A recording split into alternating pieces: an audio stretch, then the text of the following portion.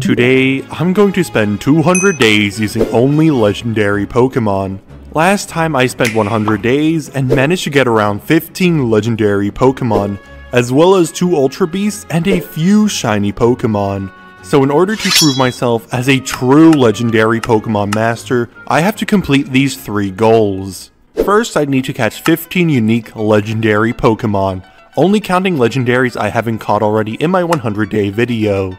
Next, I want to get at least 3 more unique Ultra Beasts, and finally, I need to catch 10 shiny Pokemon. Okay, this has nothing to do with legendaries, I just really like shiny Pokemon a lot. Will I be able to complete all of my goals in the span of 200 days? Watch till the end to find out. Also, if you haven't already, make sure to subscribe, because once we reach 15,000 subscribers, I'll do another 100 day video. I can't reveal the idea just yet, but trust me, it will be worth it. Without further ado, let's start our adventure. I finally logged back into the Zekrom server after about a month had passed. It was crazy to see my base after so long, but what was crazier was seeing a Charizard casually spawning on top of the mountains. Anyways, I had plans to hunt Meltan, and yes, I forgot to mention in my last video, but I'm counting mythicals as the legendaries, since mythical Pokemon are actually a group of legendary Pokemon that are only available through events or codes. And yes, I did my research on this, bite me. Back to Meltan. In order to spawn him, we need to mine a ton of coal and a bunch of ores. I started smelting all of it, and then started taking them out of the furnace. For every piece of ore I take out, there is a 1 in 3072 chance that a Meltan would spawn. Of course, the odds increase with the more ores I smelt, but sadly the batch was a fail, and I need to do this all over again. What's great though is that I can actually sell the ores for money in return, which I then use to buy the server-exclusive baby legendary Pokemon Heatran. Okay, yes, I know most of you don't like me buying Pokemon, so I promise I put a limit of only buying 5 Pokemon on the GTS for the rest of this challenge. Also, can we appreciate how ugly this baby Heatran looks? It just does not look right, but baby legendaries do count as unique Pokemon, so that does knock one off the list. Now it was time to mine more ores in hopes for a Meltan to spawn. After a day of mining, I got ready to smelt all the ores I've collected in the cave. I had so many ores that I needed to craft more furnaces in order to smelt it all.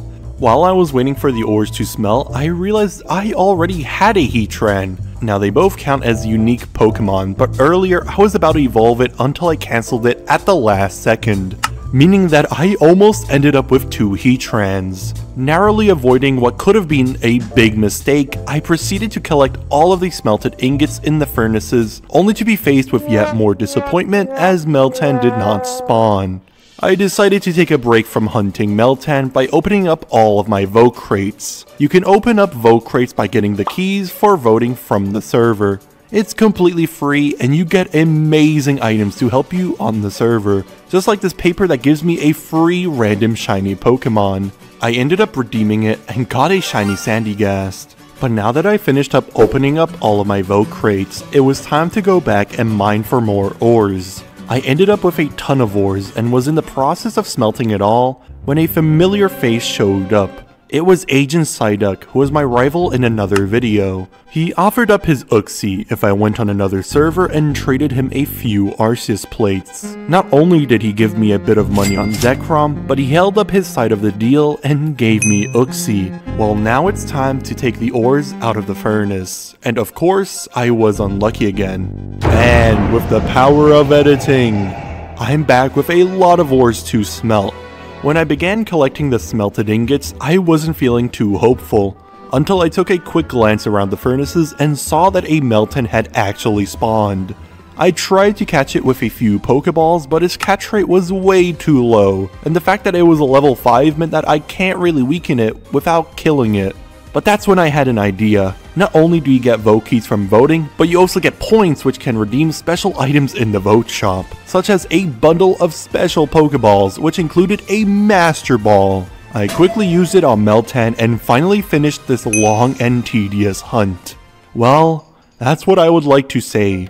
In order to evolve Meltan into Melmetal, I would need to smelt 400 pieces of ore with Meltan in my party. I ended up with a lot of ores, but it was enough to finally evolve my Meltan into Melmetal. I decided to buy another legendary Pokemon, but this one was for an actual reason. I really wanted to explore the Ultra Space Dimension in order to catch Ultra Beasts, but sadly no one was in there. So I bought a Lunala and used its external move to create a wormhole so that I could freely travel in and out of the Ultra Space Dimension. Once I was in, I looked around and started my hunt. But instead of an Ultra Beast, I was met with this very cool looking shiny Shuckle. My Ultra Space journey would be interrupted by a server-wide event. Here I'd have to go through the maze and be the first one to reach the end. There were a lot of people here, but once the gate went down, I ran as fast as I could, navigating my way through the maze, and luckily I was the first to reach the end. This gave me an event key, which I was able to use to open up the event crate, and there I got both a Zygarde cell as well as a Zygarde core. These would be important items in case I wanted to hunt for Zygarde. Now that I was done, I went back into the Ultra Space Dimension, where I explored for a bit in hopes I would stumble upon an Ultra Beast. At this point, I've been playing for hours straight, and I was beginning to feel extremely tired. So I gave in and headed off into the Pokemart where I would sell most of the items I collected in the Ultra Space Dimension.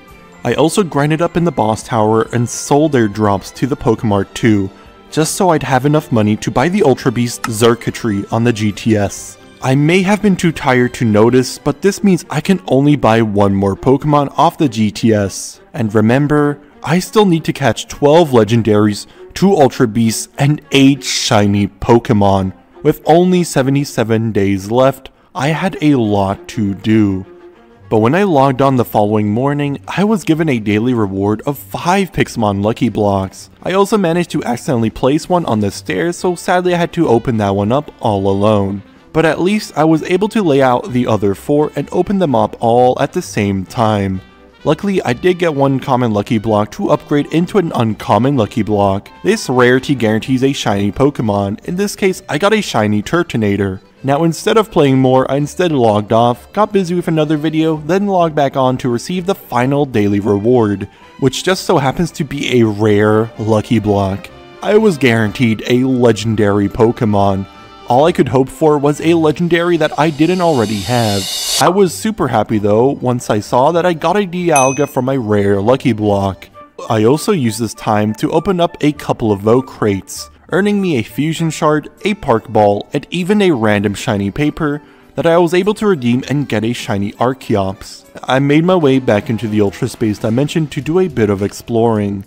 As you can see, Pheromosa is very common, so I knew if I wanted to get a unique Ultra Beast, I'd have to avoid the Ultra Desert biome. I explored a bit, gathering rare items, but eventually I came across a shiny Choodle. As I was running around, I came across this new biome I've never seen before.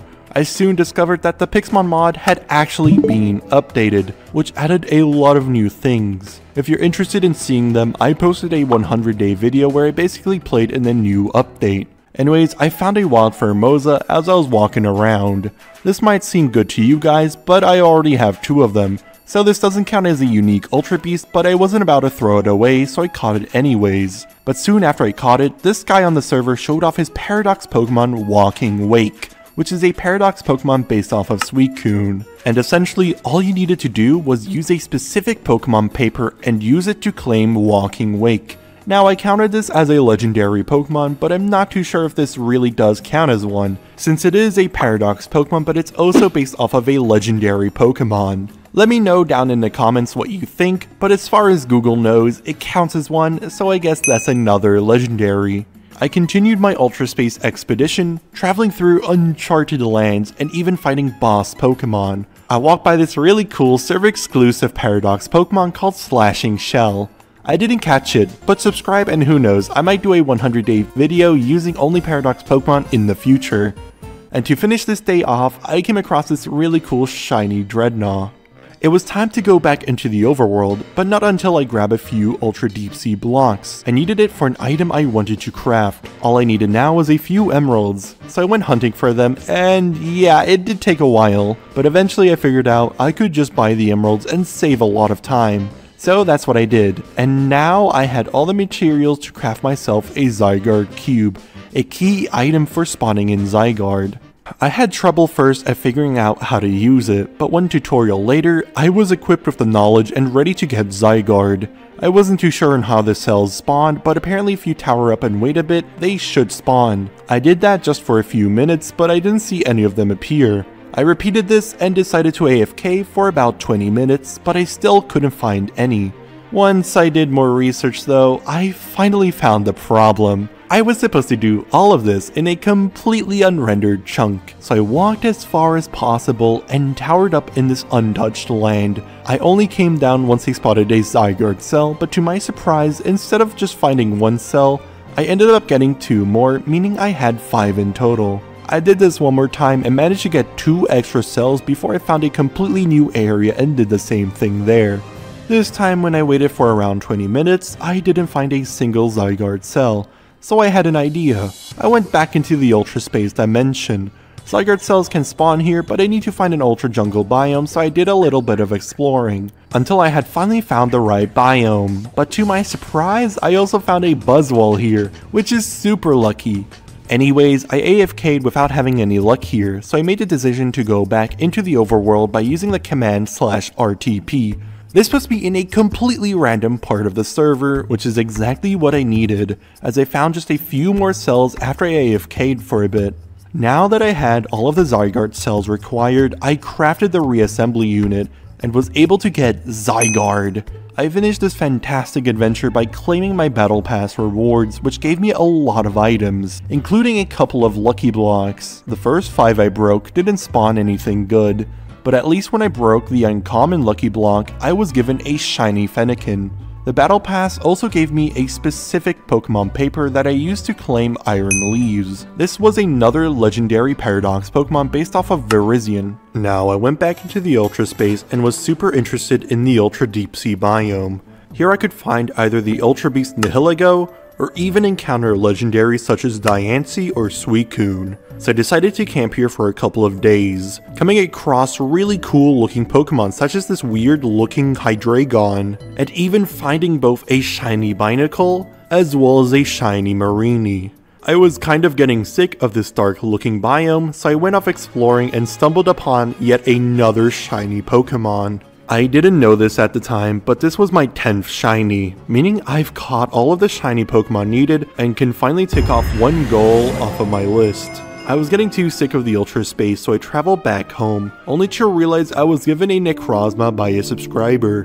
Now normally I don't like accepting gifts while I'm doing challenges, but I was kind of forced to accept this Pokemon as I literally couldn't give it back as they logged off. So to make this fair, I'm counting this as if I bought it from the GTS. Meaning I can't buy any more Pokemon. This means I'd have to catch 1 Ultra Beast and 6 legendary Pokemon all on my own.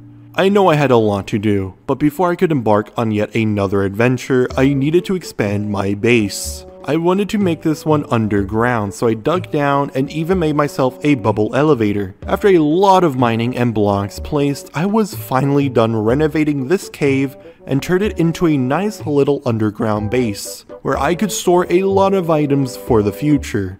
I also found out that you can earn rewards now based off of your playtime, so I claimed all that I could and got a lot of amazing loot, including 3 park balls, a stack of rare candies, a fusion shard, and even a paper that allowed me to choose a shiny Pokemon. I of course chose shiny Metagross. In front of my house stood Agent Psyduck once again. He was offering up the Ruby of Knowledge. If I gathered up all 3 gems, I'd be able to craft a red chain and use that to summon Palkia. So I paid him on the ground on server, then moved back to Zekrom, where I was given the Ruby of Knowledge. In order to get the other 2 rubies, I'd have to find both Mesprit and Azelf in the wild. Also, in case anyone asks why I didn't gem my Uxie, it's because it's already been gemmed, so I can't do it anymore. So all that I could do now was go into the wild in hopes to find some legendaries. And I was super close with this Reggie spawning. I couldn't find it anywhere, but I'm pretty sure it did spawn on me, but then sadly despawned as I was looking for it. Once I found this desert biome, I set up a little hut and camped here for a while in hopes that either a Groudon or a Hoopa would spawn, as they are both legendaries that can spawn in the desert. I was walking around a lot, even hatching an egg in the process, which gave me an Anubis textured Meowth. Of course, I got bored a bit too quickly, so I left for the Ultra Space yet again, and decided this time I'd set my focus on actually finding the last Ultra Beast. As I was exploring, I found a Paradox Dracopult known as Death Fear, which looked amazing, and when I entered the new Ultra Plant biome, I found many cool electric textured Pokemon. Those rare Pokemon didn't stop spawning as I came across a Paradox Blastoise known as Iron Blaster, and even found another Pheromosa. Oh yeah, did I mention the Paradox Charizard known as Iron Wing casually flying in the sky? Well, there you go. With the Ultra Space crowded by Ultra Beasts I've already caught, I wasn't feeling too hopeful. But I stayed camping around the Ultra Sea biome for a very long time, until finally an Ultra Beast spawned, and luckily it was Nihilego, the last unique Ultra Beast I needed to finally complete my goal. All I needed now was to find 6 more legendary Pokemon. So I ventured out and found myself in a Flower Forest biome, the exact place I needed to be for Azelf to spawn.